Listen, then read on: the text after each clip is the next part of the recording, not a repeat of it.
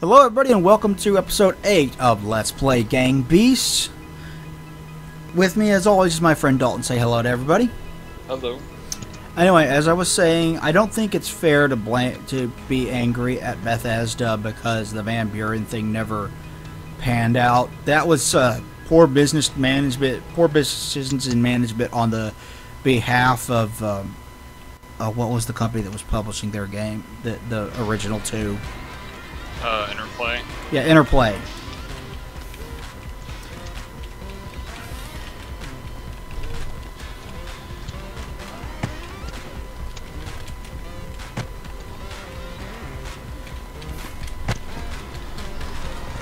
Oh shit.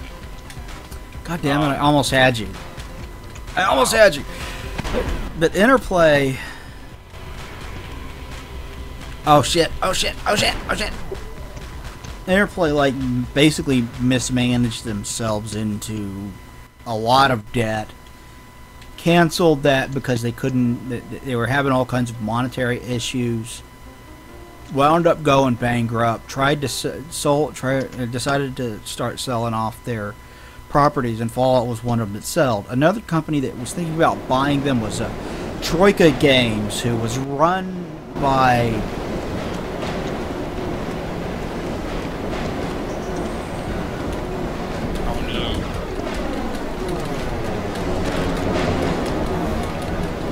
Get off me!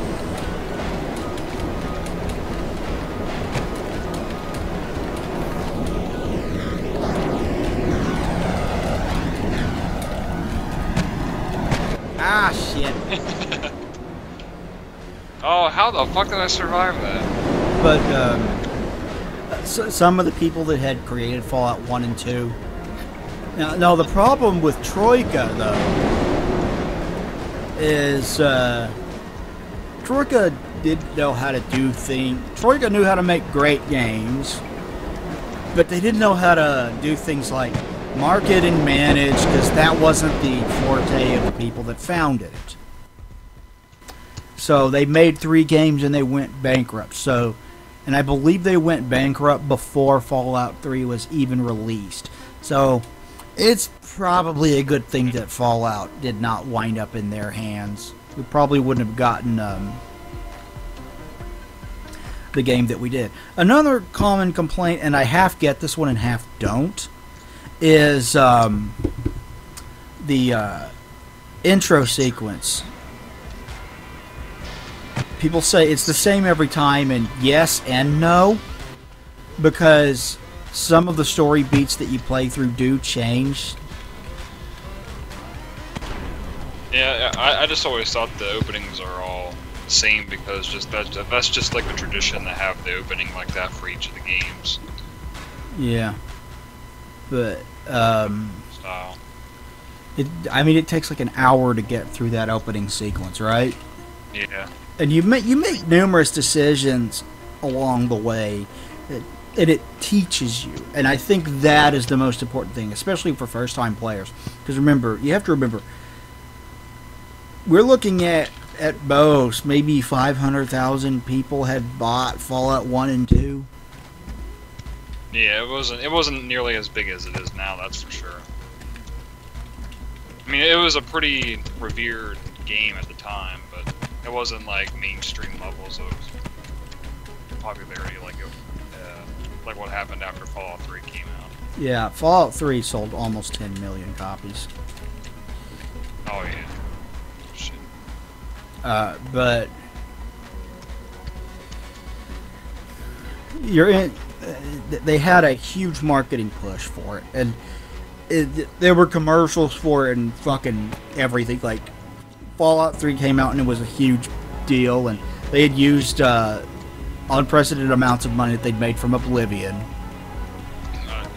selling a few million copies to push Fallout 3 harder, and it wound up being a massive success. Their biggest success at that point. But you're introducing Fallout and its unique world, and its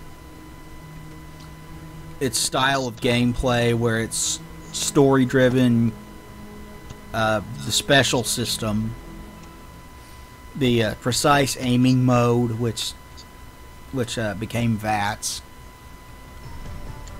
Because Bethesda's not really the greatest at making gunplay or gun gameplay. Nope, they're really not. They had to get help from id to make it better in perfect 4. it in. Yeah.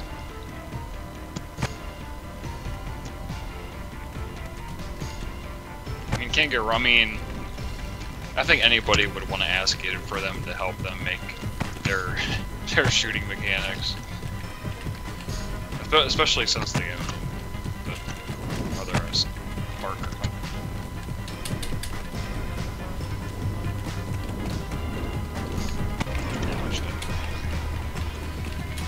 That Fallout 3 remake for Fallout 4 looks really good. Yeah, that got canned. Oh, it did? Oh my god. Yeah. And I think as an introduction to the dialogue system and player choice and everything, because it does pretty well. Because the very first choice you make in the game is a very simple one that holds no bar on anything. It's a non-consequential choice, but it teaches you how the choice mechanic works. And that is, when Butch tries to take your sweet roll, how do you react? And you get a bunch of options. You can spit on it and try to give it to him so he won't want it. You can give it to him. You can offer to split it in half. Oops. You can refuse to give it to him. You got a bunch of different options. Yeah, what kind of cuck gives Butch freaking sweet roll? What kind of cuck does that? Yeah. Seriously. But after that, your choices start meaning a little bit more. You can skip the goat, or you can take it and ignore the and accept the goat, or you can change what the goat gives you. Because the point of it is, it suggests different skills you can tag based off of your choices, right? Yeah.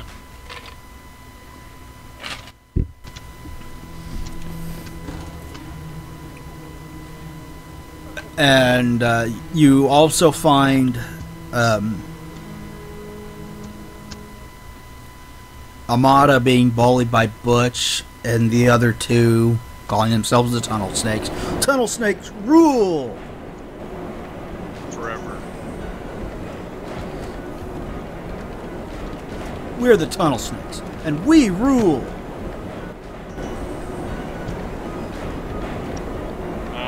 Get out. There you go. And that does have some bearing on how they treat you thereafter. You can also then your next choice is Butch approaches you and asks.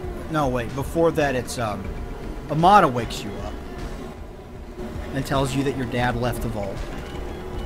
I killed Jonas. Oh Shit. Yeah. And the choice you can make there is you can have her keep the gun if you want.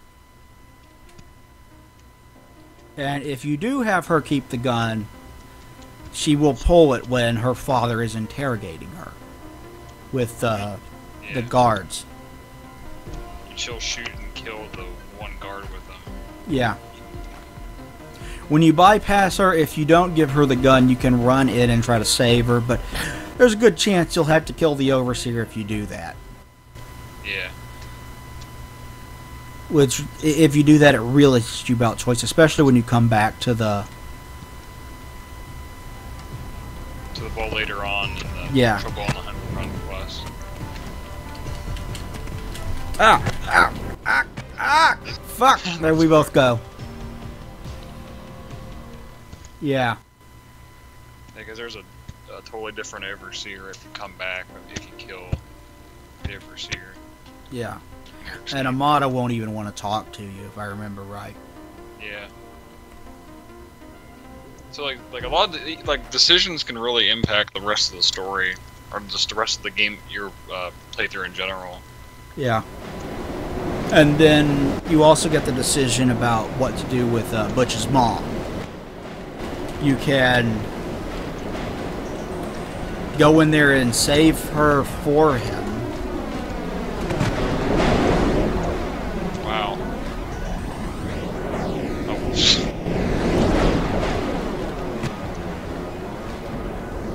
Get up. You can give him the BB gun, or you can tell him to fuck off. If you give him the BB gun, he goes in there and tries to shoot him himself.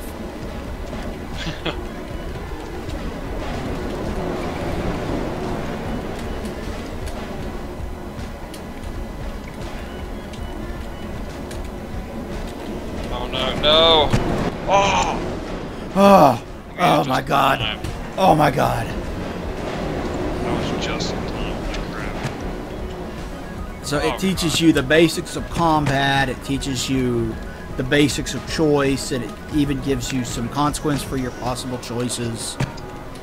All before you leave the vault, so you have a good idea of the world and how it works before you leave the vault. Oh my god, you're alive. Damn. I thought you died. I did too.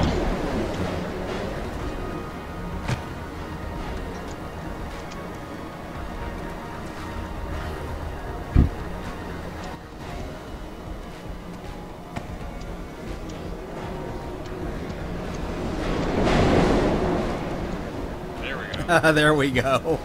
Yeah, get run over, bitch. And that sense, I think it does a good job. I also think it's good about introducing your father as a good and loving, like, character. Yeah. Liam Neeson is your daddy. Yeah. So, and you can, even though that can do two things. One, it can give you inspiration, like, okay, I need to go find my dad. I don't know where the fuck you went, but I need to go find my dad.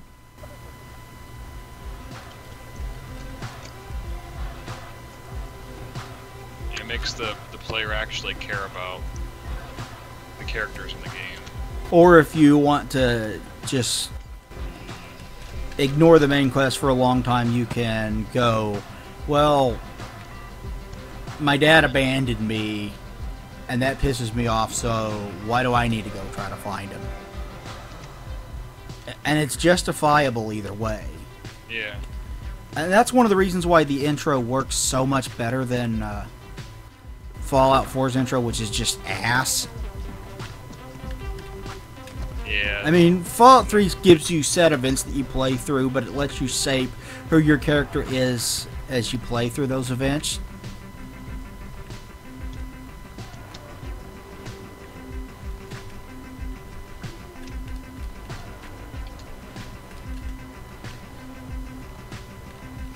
Fallout 4 is just like, hey, you're a soldier, you're a veteran, you're a nice guy, and you're a weapons expert because you're a veteran. It tells you, it's like telling you who your character is before you even play. Yeah. They even went as far as to give him a fucking name. His name is Nate. You can name him whatever you want, but that's his canon name. And her name is Norton. It's like, okay, so you've basically predefined my character before I even start playing. Thanks. It's not really an RPG. That's the case. I mean, it could have. I mean, just so much about it. Yeah. That's. So I think the.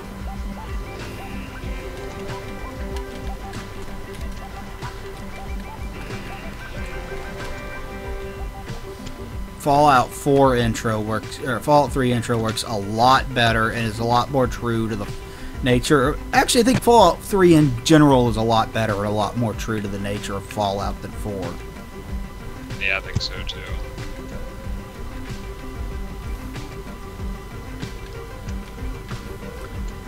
And I don't think it deserves the bad rap that it gets. It's a great game. Got that right.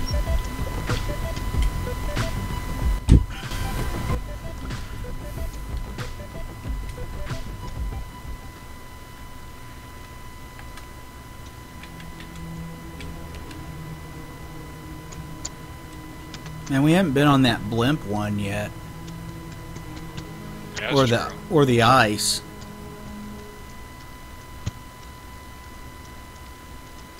Yeah, that's in like the normal mode, I think. Like the normal like versus mode. Like those stages.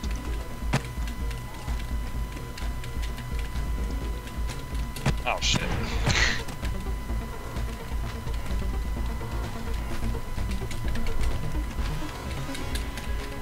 Oh shit, I jumped over the edge. God damn it, that's not what I meant to do.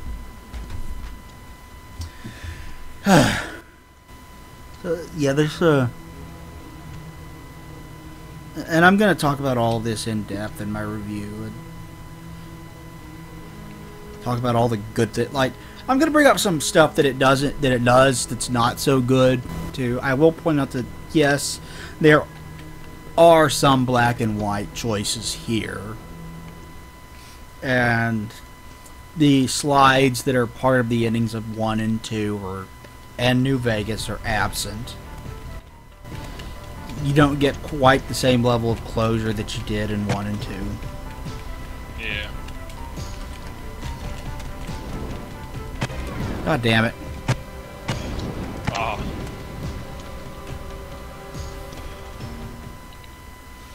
But to call it a bad game is... I mean, I don't understand why people do. People, I guess a lot of people. I think a lot of people say that to be contrarians. Yeah. It's not a perfect game. None of them are.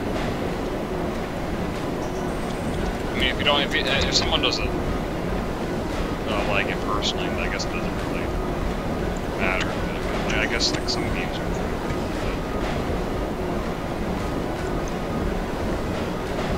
Some people like bring up really nitpicky points to criticize.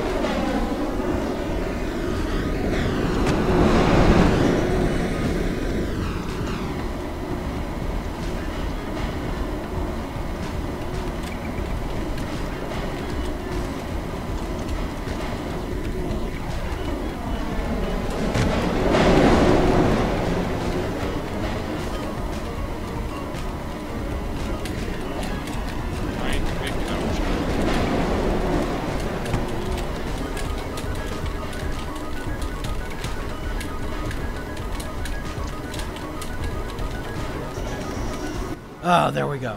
I got it. Yeah, you die. Yeah, we.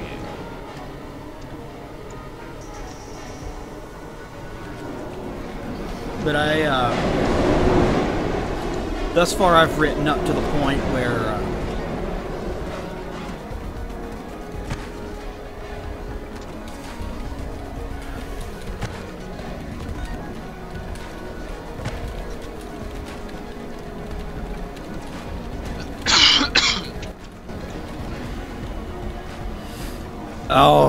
Oh, I managed. I think I finally started to figure out how to get back up.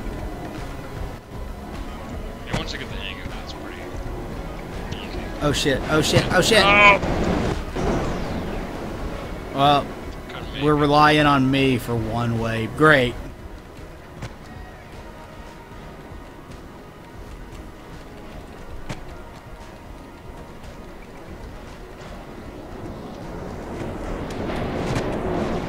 Well,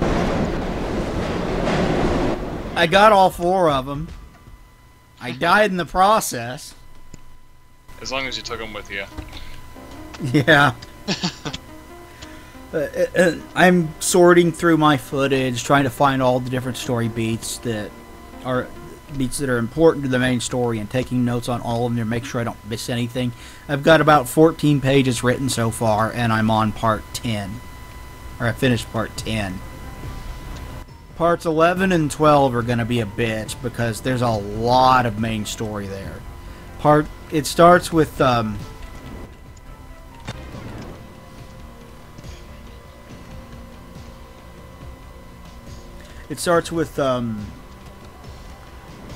when you go from Dr. Lee's lab to the lab in Jefferson Memorial, and you find the tapes, that your dad left there that mentions what vault to go to. And then you go to that vault and you go through Tranquility Lane and get your dad out of that. And then you escort him back to Dr. Lee's lab, and he convinces Dr. Lee to go back to Project Purity at the Jefferson Memorial. Then you go to the Jefferson Memorial and help your dad repair it and start it back up. And then the Enclave show up and your dad dies. Yep. And then you escape through the underground tunnel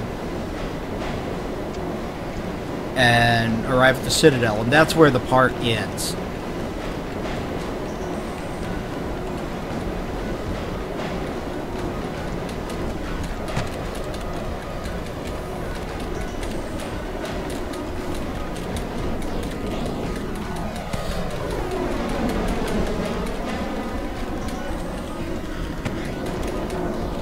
Shit.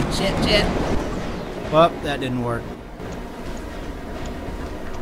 So, my wrist is going to hurt after writing down about all of that.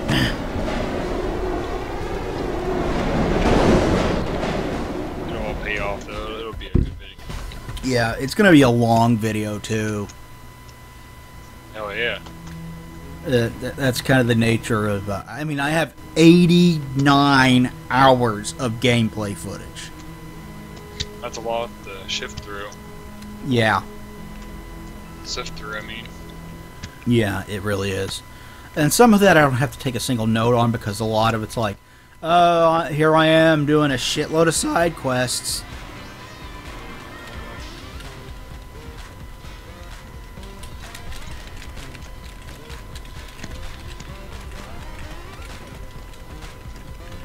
No!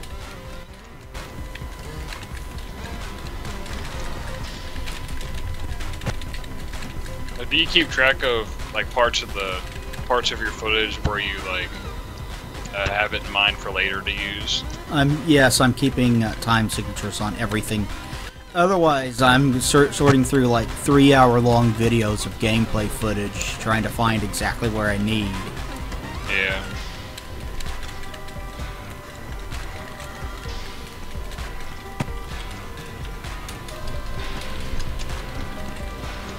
Oops.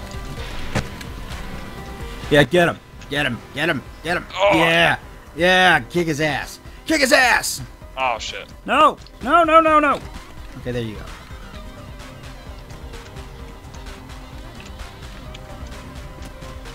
I got both of you.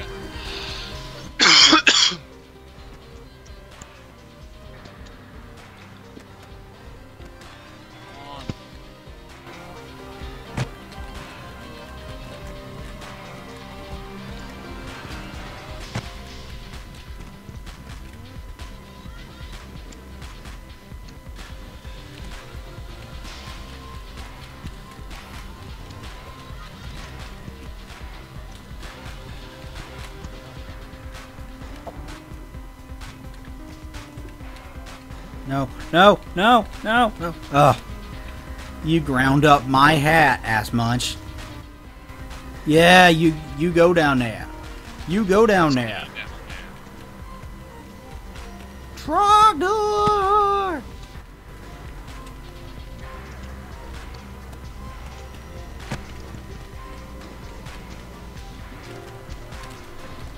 You try and knock him out so that way he just falls. Oh shit. Shit. There I go. F. This guy does not want to die. Take him with me up. There we go. Up, you got him. So that's something. Yeah. Let's play a couple. Let's play a couple more rounds. That's cool. And then we'll call it for this episode. If you have enough in you, we can record one more after this. Yeah, I can do one more. Cool. Come here, bitch.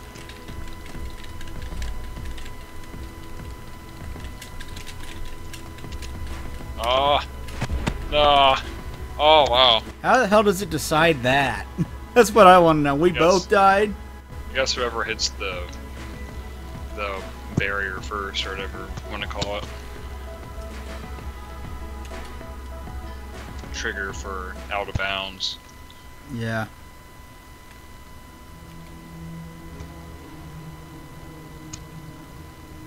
Is there like a way to set up how many rounds there are per match? Yeah, there is. I just forgot to do it.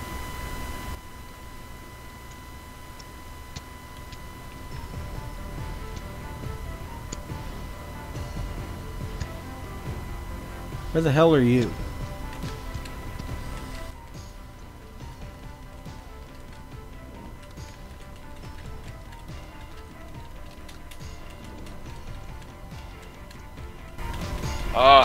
No. Oh.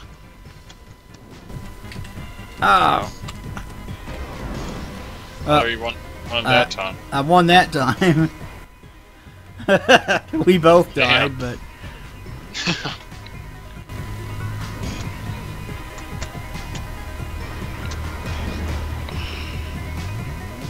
Okay, let's set it up for more than one round. Now you want to go 3 or 5? Yeah, probably 3. Okay. After this, we'll call it and record another one. Probably that last one will probably be the last one we record.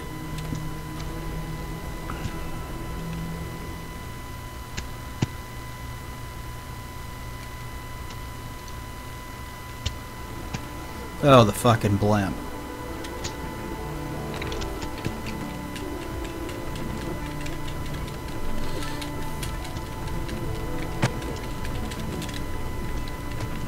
Wonder if it's lead.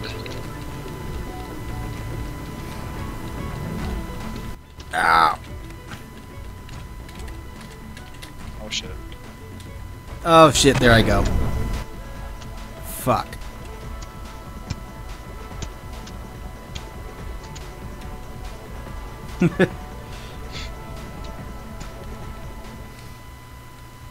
And I'm not just going to make people wait till October for the next Doom Dog, but I want to make sure I get this one done.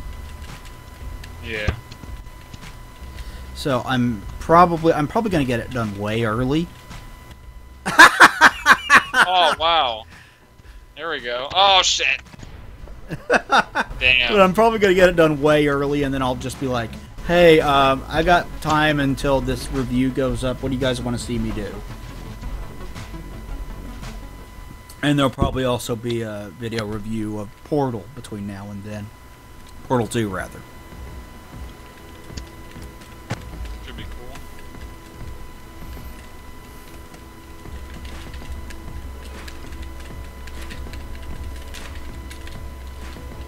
Ah, shit. Oh. Oh, you died too. F. Smash that F key. Yep. Oh, I thought it was best of 3. I guess I was wrong. It's first player 2-3.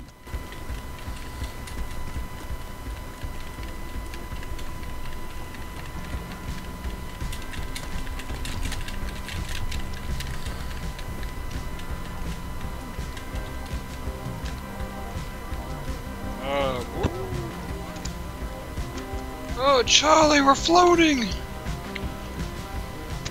God, I can't remember the last time I saw that. Oh, shit. I was trying to float back to make sure I didn't do that exact thing. It's been a long time since I've seen that movie. Yeah, I always loved that movie. And then there's the Johnny Depp version that exists. Thank you everybody for watching. Please like, comment, subscribe down below. Make sure you ring that bell. Share this video. Help me out greatly. And we'll talk to you guys next time. Thanks everybody and goodbye. See ya.